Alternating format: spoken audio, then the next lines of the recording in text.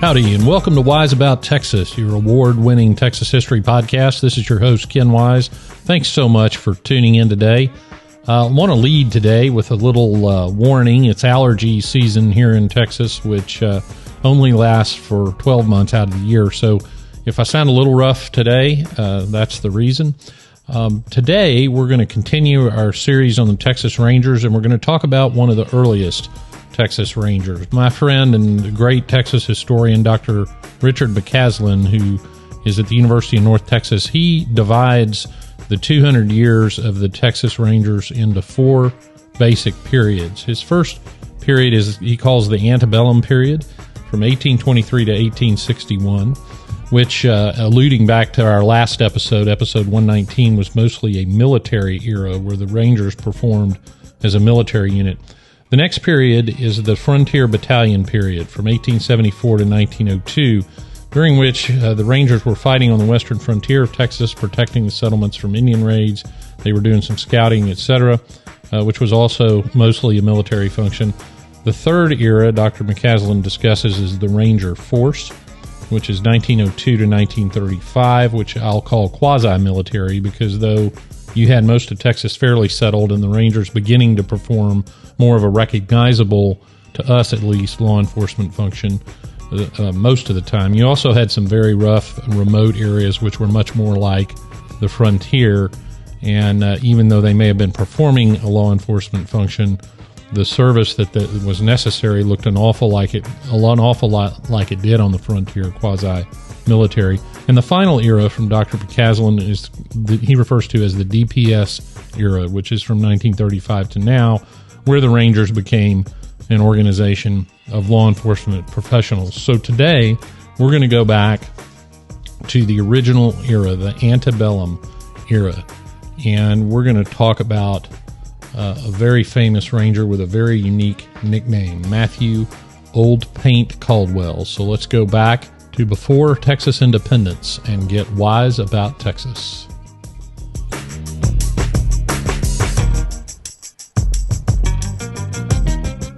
All right, we're celebrating the 200th anniversary of the Texas Rangers, and as I mentioned in episode 119, we generally use the August 2023 letter from Stephen F. Austin to a Mexican government official asking permission to raise a company of 10 Rangers to protect Austin's colony. So that permission was granted, and we consider that the start of the Texas Rangers. Now, that means that the Texas Rangers started as an arm of the Mexican government based on the old Mexican flying companies. And you can go back and listen to episode 119 where I talk about that. So you have a Mexican governmental force that we're referring to as the Texas Rangers. And one of those early Rangers was Matthew Caldwell. Now, Caldwell didn't get the lingering fame that many others enjoyed because he never did. He didn't live all that long. He never did go into politics or become a military leader, but he showed up every time he was needed, and he brought friends. He was a natural leader, and it's too bad that he really didn't leave many documents behind and didn't have a ton of descendants because he was most certainly heroic. He was born in Kentucky in 1798. He moved to Missouri in 1818, and that's where he learned to fight hostile Indians, but he also traded with the Indians, which allowed him to learn and understand Indian culture. He settled in DeWitt's colony in Texas in 1831, receiving a league of land southwest of present-day Hallettsville. Now, he didn't live on that land, but rather lived in the town of Gonzales, the town closest to his grant, which was the capital of DeWitt's colony. And early on, Caldwell got the nickname Old Paint. His beard was dark, but had white patches in it. And there's a very famous memoirist of early Texas named Noah Smithwick. Smithwick's memoirs were published under the title The Evolution of a State. Now, I'll tell you, these memoirs were dictated when he was quite elderly, so There are obvious potential problems with his memory, but it's a great read. Highly recommend it. And he described Caldwell in his book, and he described Caldwell as, quote, having a tanned complexion interspersed with patches of deathly white, close quote. So he may, in fact, have had vitiligo, which results in white patches on the skin, but we'll never know. In Gonzales, he was a commissioner of the town council as well as the Mexican governmental equivalent of the city attorney, which did not mean he was a lawyer. He was not, but that's the closest office that we have to the function that it performed under the Mexican government. So he was a Mexican government official, and in his earliest days in Gonzales, there's really no records of him fighting, but Gonzales was the westernmost settlement of the early Anglo settlements, so there's no question that he probably did. We do know that he joined a posse after a Comanche raid near Gonzales in 1835, riding at the front and being one of the first to kill the raiders that they were pursuing. Then came the Battle of Gonzales, October 2nd, 1835, made famous by the flag waved by the settlers saying, "Come and take it." The Battle of Gonzales came about. The Mexican government had provided a small cannon to the settlers around Gonzales for protection against Indians. And the first thing that Santa Anna wanted to do as he became dictator and tried to gain control over the population was to take the guns. So he came to confiscate the cannon, and he sent about 100 troops under a colonel named Castaneda to confiscate it. The citizens buried the cannon, and Caldwell was sent out to gather volunteers to help. And so he rode around the western part of what was to become Texas to try to raise interest in volunteers for this situation. And we know what happened on October 2nd. The citizens started shooting at the Mexican soldiers that came for the cannon, which drove them away. But Caldwell brought quite a few volunteers that he had talked into helping. And for this, he became known as the Paul Revere of the Texas Revolution in some circles. And the Battle of Gonzales is often called the Lexington of Texas. Caldwell also participated in the siege and Battle of Behar. Recall the siege of Behar was in late 1835 after the Battle of Concepcion. Discussed the Battle of Concepcion in episode 3 of Wise About Texas, and discussed the Battle of Behar. Memory serves, episode 7. So you had the Battle of Concepcion. The Texas militia marched and lay siege to Behar under the command of Edward Burleson. As winter came, Burleson wanted to break camp, and this is the famous story of Ben Milam, who shouted, "Who will follow old Ben Milam into Behar?" rallying the troops to attack the city, house-to-house fighting, and the Texas revolutionaries captured the Battle of Behar. Also during this time, Caldwell served as what is described as a subcontractor to provision the army, which he did very successfully. After the Battle of Behar, we're now into early 1836, and there was a lot of confusion with the government. There were various consultations, etc. It was really chaotic. Finally, a convention was to convene at Washington on the Brazos on March the 1st, 1836, and Caldwell was one of the citizens that the area around Gonzales elected to represent them at that convention. So he was at Washington on the Brazos on March the 1st and signed the Declaration of Independence. He also signed the Provisional Constitution. So by this point, you've got Matthew Caldwell, within 5 years of his arrival in Texas, has proven himself on the battlefield. He's proven himself able to recruit individuals. He was trusted well enough to be entrusted with the provision of the Army. He was also elected by his fellow citizens to a political convention at Washington on the Brazos. So he has proven himself one of the leading citizens. And after he put his name on the Declaration of Independence and Constitution, he was asked to be the person to go quickly assess and report back to the convention on the condition of the Texian army and the situation with the Mexican army, which he did. Actually, I misspoke. That occurred before the Constitution was signed. So within 2 weeks, Caldwell had gone and executed a mission to assess both armies. Now, we don't have really good records of Caldwell's service in the army. We do know he was not at the Battle of San Jacinto. In early 1837, after Texas independence, he was in Washington County, having sold some of his original land grant. And there's a story from Washington County where one of the Baptist pioneers in Texas, Z.N. Morrill, was having a revival along with several other preachers. And this is sort of a story about how rough your typical Texas town was. There were some hecklers hanging around drinking and mocking the preachers, and then the preachers would leave the building at the end of the day, and these drunks would attack them. So Old Paint reportedly led a group of citizens that instructed the drunks that his family was present, other families were present, and they would cease their conduct immediately. And they did. When Caldwell told them to. Caldwell then convened a meeting of the citizens, and all voted to participate in preventing that sort of conduct in the future. So again, Caldwell is already recognized as a leader, not just in fighting, but also in the community. Caldwell returned to Gonzales and took a position as the leader of a company of rangers.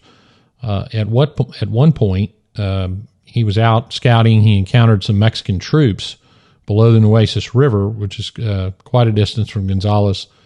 And there were some Cherokee Indians with him. Now, Caldwell didn't fully appreciate what this may have meant, but he would later. In mid-1838, Caldwell and some other men bought some land on the Guadalupe River, and he started to sell town lots, his first customers being some of his rangers, and that town would eventually become Seguin, Texas. Maribel Lamar, when he was president of the Republic, appointed Caldwell to raise a company of rangers in 1839. He did so, and they soon saw action. Remember the mix of Mexican Army and Cherokee Indians Caldwell had encountered south of the Nueces? Well, that might have been the early stages of what would become known as the Cordova Rebellion, and that deserves its own episode. But briefly, Vicente Cordova was a Tejano that was from the Nacogdoches area, remaining loyal to Mexico during the Revolution, and organized a large group of Tejanos and Cherokees to rise up against the fledgling Republic of Texas. He was seeking instructions in Matamoros, was spotted camping outside of Austin. Edward Burleson was leading a group that attacked the camp, sending Cordova into the river bottoms. Caldwell and his men joined this chase, but ultimately had to quit for lack of provisions and return home. But Cordova was run out of Texas. That would lead Lamar, among other things, to seek to expel the Cherokee from Texas. And, of course, Lamar was very, very anti-Indian, totally opposite of Sam Houston, who wanted to work with Indians, the ones that were not hostile. So there were other issues there, but documents would later prove that rebellion was, in fact, real. Caldwell was not done participating in significant events in Texas history. He was present at the Council House fight. The Council House fight occurred in 1840 in San Antonio. There was a group of, now remember, Caldwell in Missouri had been an Indian trader as well as an Indian fighter. So he would have been one that the people of the time would have consulted when seeking assistance in dealing with, in this case, the Comanches. Well, the Comanches had been raiding and taking captives in early Texas, and it was decided that the Comanches would be invited to San Antonio to make a treaty, and part of the condition was that they would bring all of the captives that they had into San Antonio and bring them back, and when they did so, a peace treaty would be negotiated. The Texians, based on past events, did not trust this to go flawlessly, so there were members of the Texas Army there to make sure that this went the way it was supposed to go. But there was also a fundamental misunderstanding, and this really would remain throughout Indian-Texas relations and misunderstanding of the structure of Comanche society. It was not one nation as we're tempted to think about it. The Comanches were a series of autonomous bands who had authority only within their band, and then even pretty limited when it came to warriors. And of course, the English/American/Texan system contemplated negotiating a treaty once and for all with the entire group. So that was destined to fail. And of course, fail it did, and spectacularly. The Comanches came into town. They, as the Texans anticipated, they brought one captive, Matilda Lockhart, who proceeded to tell, outside the council house, tell people there were other captives in the camp, and the Indians' intention was to bring them in one at a time and try to get a higher price. Inside the council house, the chiefs gathered, some Texans gathered, and they said, "Where are all the captives?" And the spokesman, a chief named Maquara, said, "Well, there's only one. We only have one," which of course was not true. And there was an uncomfortable silence, and apparently Maquara couldn't stand it anymore and spoke up and said, "How do you like the answer?" Maquara was advised that the chiefs would remain in the custody of the Texans until all the captives were brought in, which was, of course, unacceptable, and a general melee followed within the council house. You can imagine the black powder weapons being fired inside, and what chaos that must have been. Well, Caldwell was in there, and reportedly an Indian got a gun. Caldwell was unarmed.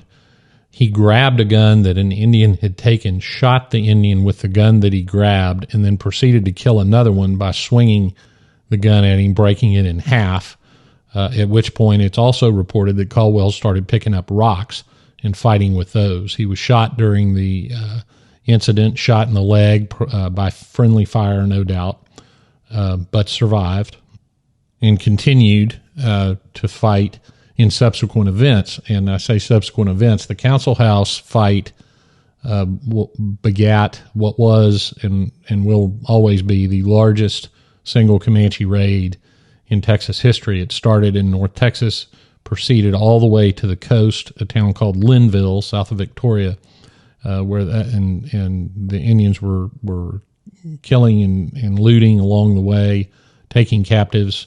They ended up in Linville on the coast, where there were a bunch of warehouses with a bunch of goods that were being shipped back and forth. So they looted the warehouses, burned them, burned the town, killed many of the citizens, and then proceeded to start back north. And this was a large raid in number and in effect.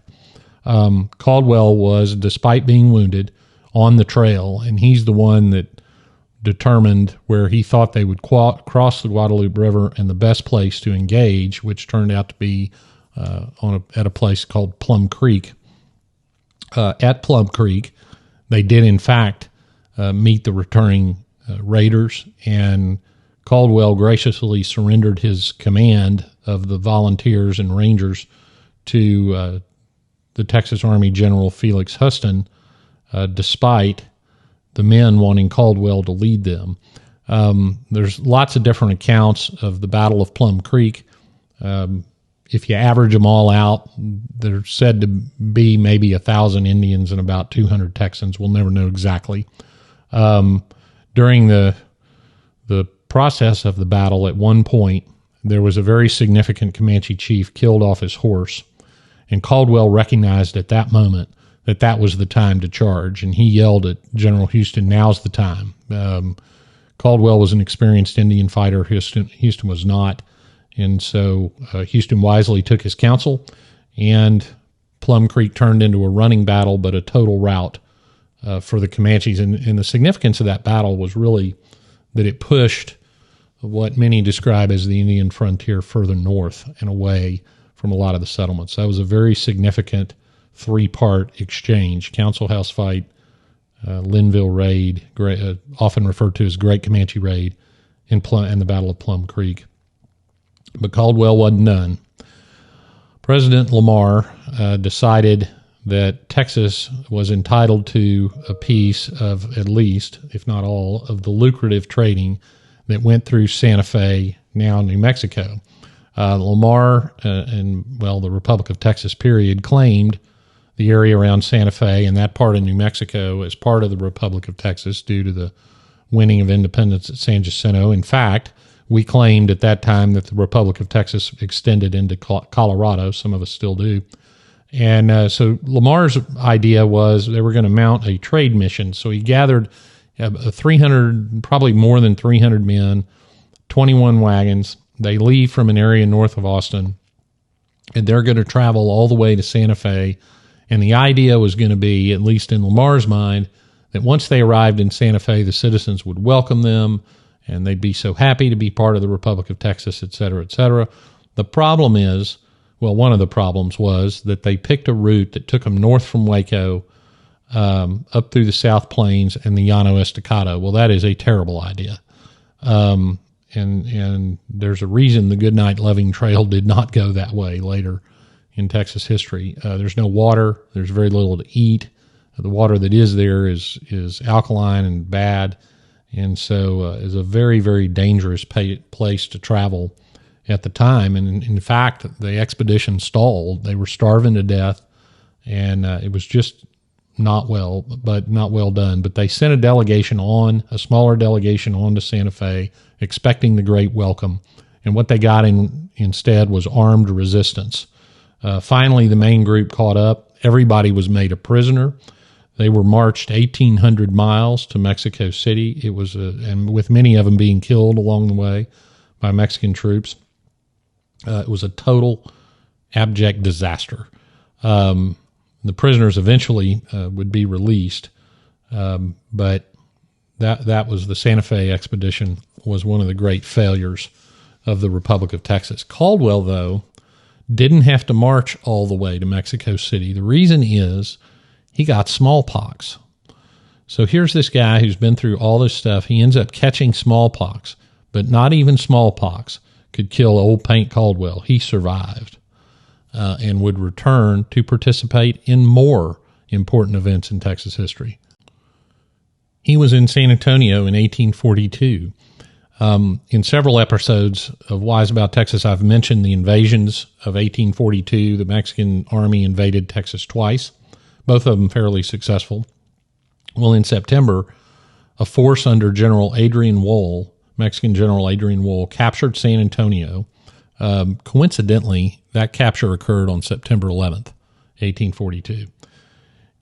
Within 24 hours, Caldwell had raised 125 men to the cause from around Gonzales. He took his men to the Salado River outside of San Antonio, where the legendary Jack Hayes and his Rangers were watching the city to see what General Wool and his troops were going to do. Hayes and Caldwell decided what they would do is try to lure the Mexican army out to fight them on the ground, the higher ground that they had occupied. So Jack Hayes and Ben McCullough took 38 men. And the reason they took 38 men was because out of the 200 or so horses they had, they only had 38 that were good enough to accomplish this mission because the others were tired or sore or whatever. Of that force, Hayes and McCullough and 6 other men rode all the way into town, almost to the Alamo. And they expected 40 or 50 Mexican troops to follow them out of town, and that way they were going to lure them into a problem. Instead, several hundred cavalry started chasing them, so they tore out of town. They made it back to their lines, but now they faced a formation of about 600 Mexican cavalrymen, only 400 yards from where they were located. Wall marched up with 400 additional infantrymen. Incidentally, Caldwell filed a report to the Congress. He said there were 40 Cherokees fighting with the Mexican army, just as an aside, given what I mentioned earlier. The only advantage that the Texans really had was that the Mexicans couldn't see the main body of the troops, so they weren't real sure how many were there or where they were. As the Mexicans formed up and were about to advance, Caldwell reportedly said this to his men, quote, "Boys, I've longed to see the day when I'd have a chance to fight these rascals ever since I spent some time in a Mexican prison. No, boys, the time has come, and I do not want you to shoot until you can see the whites of their eyes. If every one of you will pick your men and make a sure shot, we'll whip hell out of them before they know it." Close quote. So here comes the Mexican army playing their music, marching toward the Texans. And every time they did, following Old Paint's orders, it was deadly for the Mexican army. And so they had to retreat. And this happened several times. At the end of the day, Woll pulled back. There were over 100 Mexican soldiers dead, and the total Texan losses were only 1. There's a great story about, this is a little aside, but there's a story from this battle that you can read about. Bigfoot Wallace, another legendary Texas Ranger, apparently his pants were taken by somebody, I don't know who. And so he walked around until he found the biggest Mexican soldier he could find. He shot him so he could get his pants, and apparently that worked out for Bigfoot Wallace. So shopping for clothes was a little bit different back in 1842. So they forced the army to retreat back into San Antonio, but of course it's not over yet. And so now they know they're outnumbered, even though they killed over 100. Caldwell sends a letter out seeking reinforcements. And the interesting part about this is what he wrote. Now remember, he's got about 200 men, or 199, I guess, because he lost one. And here's what his letter said in part. Quote, "The enemy are all around me on every side, but I fear them not. I will hold my position until I receive reinforcement. Come and help us. It is the most favorable opportunity I have seen." Now, you know Caldwell's a salesman if he's saying that. "There are 1,100 of the enemy." And listen to what he said. "I can whip them on any ground without help, but I cannot take prisoners. Why don't you come?" Close quote. That, my friends, is confidence. Well, reinforcements did show up, but Woll decided that discretion was the better part of valor and retreated from San Antonio.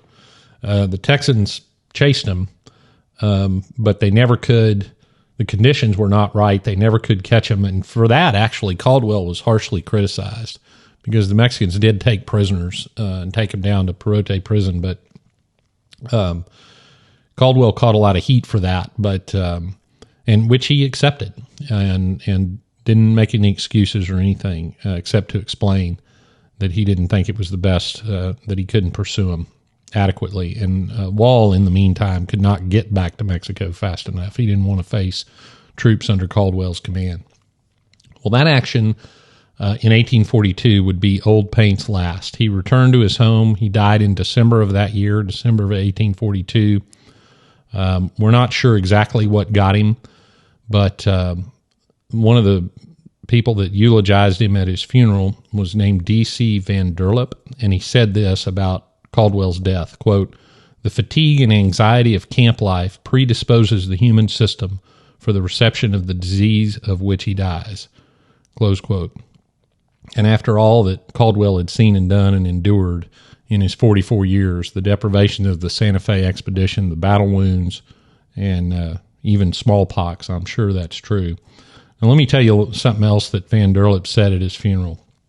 And this is how they regarded Matthew Caldwell during his life. Quote, "Our frontier has lost its most valiant defender and our country one of her truest patriots. He has ever been ready to sacrifice his interest and peril his life in our defense, without the prospect of reward or even remuneration. You have looked upon scenes of sudden danger and alarm when the bravest among you have quailed, and all wore the aspect of despair. You have at such times seen the commanding and majestic figure of Caldwell rising in the midst of his desponding countrymen, and with a mind cool and determined, reproving the recreant, encouraging the timid, and counseling and directing the brave. Himself a host and a rallying point that can inspire a whole community with confidence and guide them to hope and success. His name and deeds will never perish, but will be remembered as long as his country has an existence or liberty a friend. A free people seldom forget the services of their humblest citizens, but their deeds are recorded and transmitted to posterity as a part of their country's history." Close quote. That's what you need to know about Matthew Old Paint Caldwell, a Texas Ranger and a Texas hero. Now we come to the part of the episode I call Getting There, where I tell you how to go see some of the places that I mentioned in the episode. The first thing I want to mention is Caldwell, Texas. That's a town in Burleson County, just west of College Station, that is named for Matthew Caldwell. They have a history museum in the courthouse where you can see a receipt written by Caldwell for some provisions when he was quartermaster for the Army. And you might consider visiting Caldwell on the second Saturday in September, because that's when they hold the Kolache Festival. They claim the title of Kolache capital of Texas due to the large Czech population in Caldwell. And I can tell you, if you eat kolaches in Caldwell, of course, I understand for all my Czech friends listening, it's pronounced kolach, that you will have a good time. So go visit Caldwell. They really love their history. Caldwell is buried in Gonzales in the Old City Cemetery, which is also called Gonzales Memorial Cemetery. It's on North College Street in Gonzales, and you'll find a marker honoring Old Paint Caldwell there. I'll take you to two places related to the Council House fight and the Comanche raid and the Battle of Plum Creek. The first is the old Casa Realis, which is the Council House in San Antonio. The house is no longer there. It's on the east side of the main plaza. There's a two-story brick building on the southeast corner of the main plaza, east side of Main Plaza Street, at the corner of West Market. And on the side facing West Market is the historical marker for the Casa Realis, and that was the location of the building in which the Council House fight occurred. The historical marker for the Battle of Plum Creek is located in Lyons Park in Lockhart, Texas. Right, 183 runs through Lockhart. Lyons Park is right on 183. Can't miss it. The actual battle began on an area called Comanche Flats. Now remember, that Caldwell knew where they were going to cross the river. So the marker says that was named Comanche Flats. It's about 5 miles from Lockhart, and then it turned into a running fight. Went through Lockhart, or that area, and they had battles all the way to San Marcos and Kyle. But the historical marker for it is in kind of the center of the action, would have been in that Lockhart area. Well, that wraps it up for another episode of Wise About Texas. Thanks for tuning in today. Find us on Twitter and Instagram at Wise About Texas. If you get a minute, follow us on Facebook, the Wise About Texas Facebook page. If you want to support the preservation and promotion of Texas history, go to patreon.com/wiseabouttexas. So everybody go out and do something for Texas today. And until next time, God bless Texas, and we'll see you down the road.